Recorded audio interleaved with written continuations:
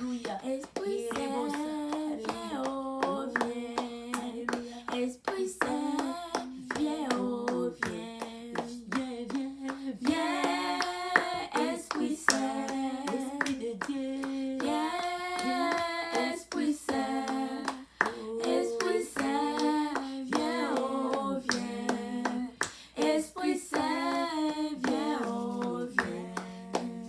Alléluia. Viens, Esprit Saint. Alléluia, papa, Viens, alléluia. Esprit Saint. Oui, Jésus, nous t'adorons. Esprit Saint, viens, oh viens. Esprit Saint, viens, oh viens. Viens, Esprit Saint. Viens, Esprit Saint. Alléluia. Esprit Saint, viens, oh viens. Esprit Saint, viens, oh viens. Oui, alléluia, bien-aimés dans le Seigneur.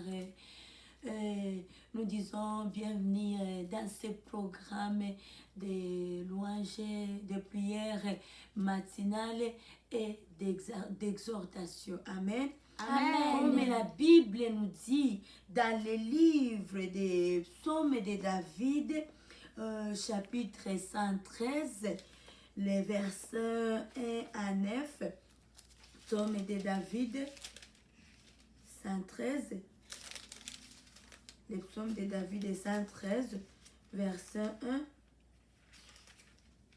1 jusqu'à 9. Nous voyons ce que la Bible nous dit, les Écritures. La parole de Dieu nous dit ceci: louez l'Éternel, serviteurs, louez le nom de l'Éternel. Amen. Amen. Là, il y a la Bible, la parole de Dieu, qui est en train de nous exhorter à pouvoir louer Dieu. Adorer Dieu, c'est quelque chose de bon. Notre Dieu vit au milieu des louanges et d'adoration. Dieu veut nous attendre en train de l'adorer. Dieu veut écouter nos voix en train d'adorer Dieu. Surtout les matins. Si on essaie de voir, je vais demander à la servante de Dieu Olive de nous lire les versets de ce chapitre. Nous lisons la parole de Dieu dans le livre de Psaume 113, verset 2, au nom puissant de Jésus-Christ. Amen. Amen. Que le nom de l'Éternel soit béni, de maintenant et à jamais. Oui. Servante de Dieu Marie-Rose, tu nous lis le verset 3. Je continue la parole de Dieu au nom puissant du Seigneur Jésus-Christ. Amen.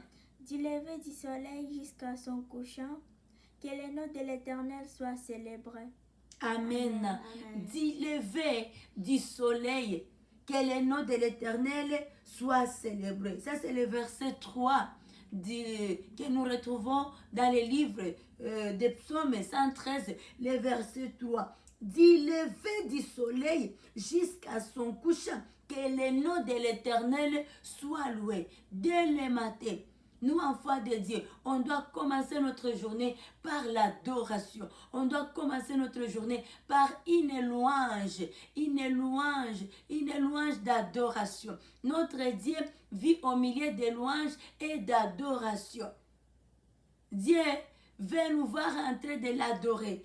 Adorer Dieu, c'est un signe d'amour, c'est un signe de respect, c'est un signe de considération.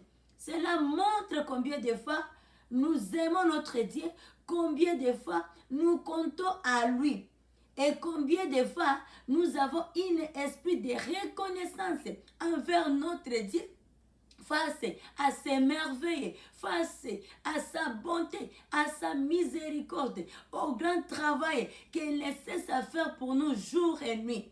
Lorsque nous adorons Dieu, c'est un signe de remerciement à notre Père. C'est un signe de reconnaissance. Nous, en tant qu'humains, sur la terre, nous voulons que les gens soient reconnaissants de nos actes. C'est de même avec notre Père. Lorsque nous venons avec de l'adoration, lorsque nous venons avec un cœur qui adore, lorsque nous venons avec nos louanges, dans la présence de notre Père, cela montre combien nous sommes reconnaissants de ce que Dieu fait pour nous jour et nuit. Nous dormons et lorsque nous dormons, on n'est pas différent. Lorsqu'on dort, on n'est pas différent des gens qui sont morts d'un cadavre. Mais c'est par la grâce de Dieu qu'on arrive à dormir et se réveiller. C'est par la grâce de Dieu. Sinon, si ça dépendait de notre force, peut-être moi et toi, on ne serait pas en vie. Si on essaye de regarder la liste des personnes qui ont perdu leur vie, des gens qui sont décédés, la liste est tellement exhaustive. Et si moi et toi, ma sœur, mon frère, nous respirons, nous sommes en vie, c'est grâce à Dieu. Alléluia. Amen. Alléluia. Amen. C'est par l'amour infini de notre Créateur. Il est merveilleux. Jésus-Christ est digne de gloire, il est digne de louange. Si nous essayons de regarder l'œuvre de la croix, contempler l'amour de Dieu, l'amour, le fait de Dieu lui-même, Dieu le Père, le fait de sacrifier l'unique enfant qu'il avait, Seigneur Jésus-Christ, le sacrifier pour qu'il puisse, le sacrifier, qui en donna sa vie à la croix, que cet homme, que son fils puisse mourir pour nos péchés, un fils de Dieu, un saint qui n'avait jamais péché, Seigneur Jésus-Christ. C'est un grand sacrifice que Dieu nous avait prouvé. C'est vraiment un amour énorme. Il est le sacrificateur numéro 1. Jésus-Christ lui-même aussi également, par son obéissance. Parce que si c'était les enfants de nos jours que nous nous sommes, peut-être on devrait refuser et dire au Père, non, tes projets là, papa, ça c'est à toi. Ça ne m'engage pas. Les idées que tu as, que tu veux sauver ces gens-là, tu veux sauver ce groupe de personnes, tu veux sauver cet individu et tu veux que c'est moi qui y vais, hein, en compensation. Non, ça, ce sont tes idées. J'en ai aussi mes plans. J'ai aussi mes plans. Je pense que c'est ce qui devrait être notre réaction. Mais là, nous bénissons notre Seigneur Jésus, notre Père, pour son obéissance. Pour son obéissance, Jésus-Christ. Le fait d'obéir à la volonté, le fait d'obéir au plan, au projet de son Père et accepter venir sur la terre, mourir pour nous, nous rendre libres, nous libérer, porter ce qui était nos fardeaux, tout ce qui chargeait sur nous. Il est merveilleux, Jésus. Il est digne de gloire. C'est grand homme de Galilée. Il est digne de gloire. Il est digne d'adoration. Voilà pourquoi les matins tôt, lorsqu'on se réveille, avant d'entreprendre quoi que ce soit, commencez par adorer Dieu. Commencez à remercier ce Dieu-là. Commencez à louer Jésus. Commencez à l'élever. La parole de Dieu nous dit, dans le livre des psaumes, le livre dans lequel nous sommes, le verset 3, dit lever du soleil jusqu'à son couchant, que le nom de l'Éternel soit célébré.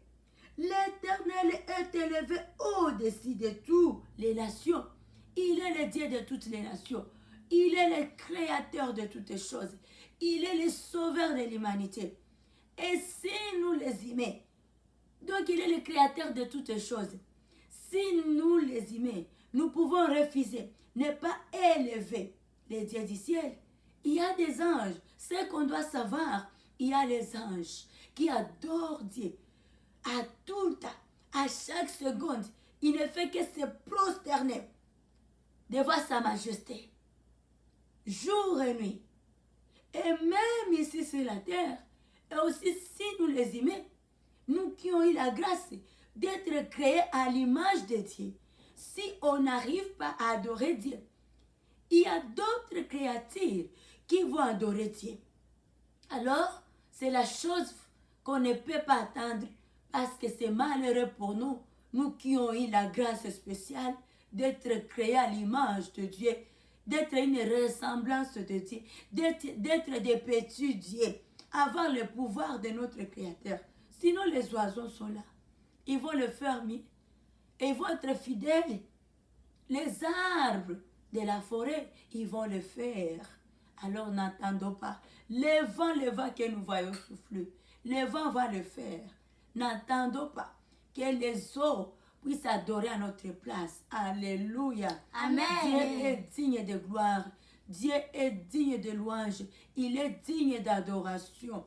Et derrière l'adoration, il y a une récompense. Il y a une grande récompense derrière l'adoration. Nous recevons de la guérison. La guérison, c'est naturel. Dans tous les domaines de la vie. Dans l'adoration. Dans l'adoration. Parce que là, nous rendons joyeux le cœur de notre Créateur. Lorsque nous l'adorons avec notre cœur, avec amour, avec nos forces. Dieu, il bouge sur son trône. Et là, il déverse pour nous la bénédiction. Il fait pleuvoir sur nous la pluie du printemps. Alléluia. Amen. Alléluia. Amen. Alléluia. Amen. Et pour continuer, je vais toujours demander à la servante de Dieu, Olive, de nous lire le verset 5 de ce chapitre. Oui, nous continuons la parole de Dieu. Alléluia. Au nom puissant de Jésus-Christ. Amen. Qui est semblable à l'Éternel notre Dieu? Mhm. Il a sa demeure en haut. Amen. Amen. Servante de Dieu, Marie-Rose, tu poursuis avec le chapitre, le verset 6. Il abaisse les regards sur le ciel et sur la terre. Amen. Amen. Et le verset 7 nous dit, de la poussière, il retire le pauvre du fumier. Il relève l'indigent. Alléluia. Amen. De la fumée, il retire le pauvre du fumier. Il relève l'indigent. Alléluia. Notre Dieu est merveilleux. À l'exemple de David. David qui était derrière le brebis et de l'état d'un berger jusqu'à l'état d'un roi. Voilà les choses que notre Dieu fait. Voilà comment est-ce que Dieu récompense ses adorateurs. La Bible nous montre comment est-ce que David